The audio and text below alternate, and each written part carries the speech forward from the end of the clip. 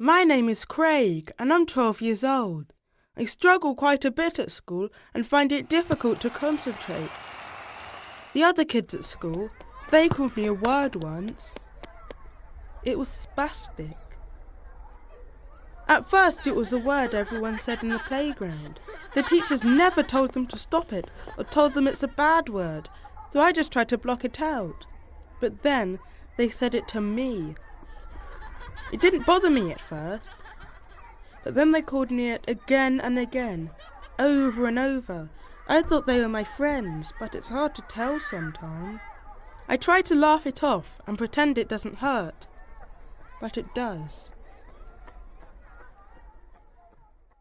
I think hearing that and it not being challenged can have a really derogatory effect on the disabled child or young person over a long period of time, because it can really affect your self-esteem and self-confidence, and you might think over time that it's acceptable for people to use that language. So when people do say things about them, it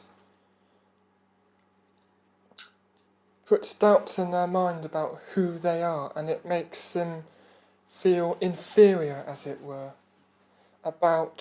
makes them feel different instead of being different in a positive way. It makes them think different in a negative way.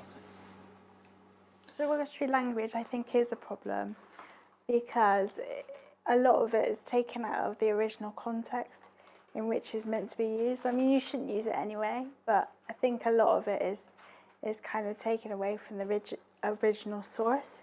So people are now using it to just banter about with their friends, but I think that we need to take it back and actually have a really serious talk with children and explain that there are words that are really quite derogatory towards disabled people, and kind of bring it back to being really important and raising awareness that we shouldn't use that language. Okay, I've got an example. People come up to me, run off, get it? They're like, because I can't see, I can't catch them, so they'll come up to me, tap me on the shoulder and run off. I don't have to blame a lot of people because I think that they did it. I have to blame all the people. So I feel bad about that because I have to blame the wrong people.